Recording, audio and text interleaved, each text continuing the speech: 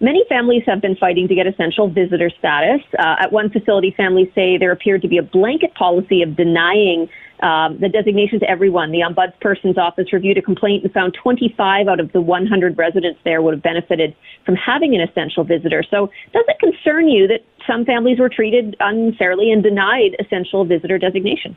Yeah, it does absolutely concern me, and that is one of the reasons, working with the advice of the Ombudsperson's office, Mr. Chalk, we put in place a single provincial order and a single provincial guideline. And it is troubling to me when I hear those stories. There is a process that is outlined in those guidelines of where to go if you feel you've been inappropriately denied that essential visitor status. So that is important for people to know. It's on the website, it's linked to it on my website, the PHO website, with the order, and there is a appeals process. You can as well, if you feel there's an issue like this, go to the Ombudsperson. His office has a role to play as well, as does my office. But your first step is to go directly to the administrator of the facility that you're working in, and there is a time sensitive process that they must follow. I will say we have over 500 long-term care homes and additional assisted living facilities in this province, and so I cannot know what's happening in every single one of them, but our guidance is designed to be consistent and to err on the side of providing an essential visitor for everyone who asks for it.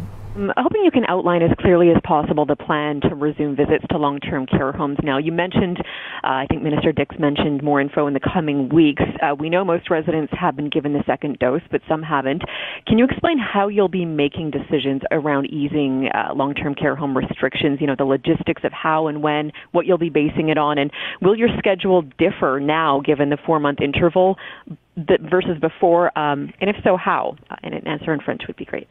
Thanks. No, I can't give you all of the details because we're still working on them. But, what we are learning, and this is the thing, as I mentioned, we know more this week than we did last week. We made the decisions we made because we have now seen, particularly in long-term care, that if you immunize everybody with 1 dose, you get to that level of protection that we thought we had to wait till a week after 2 doses to get.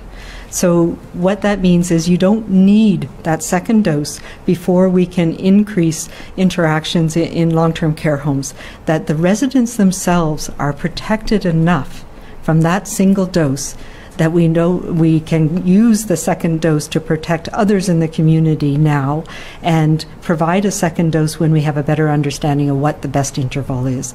So the protection level that we're seeing after the first dose in long-term care means across the board we can now step up that time to when we can have increased visits, when we can have more physical contact with our loved one in long-term care. And that will happen before the end of this month.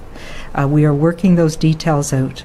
We still need to be cautious because in our community there is still virus being spread, and we know social visits are incredibly important for people in long-term care, and we can increase the access to social visits, but that needs to be done with appropriate PPE still, because we know that the protection was never perfect, but we also want to make sure that we're not introducing it into the environment where somebody who may not have had as good a response or may not have been able to be immunized can then be exposed, and visitors themselves can be exposed. So it won't be back yet to what we used to have prior to the pandemic, where people could come and go freely, but it will be much more than what we had over the last few months, and there's more freedom for those who are protected themselves, so the residents, to be able to safely go out to medical appointments, to safely go have a visit with their families and come back and know that they're not going to be at risk for their whole community in care home.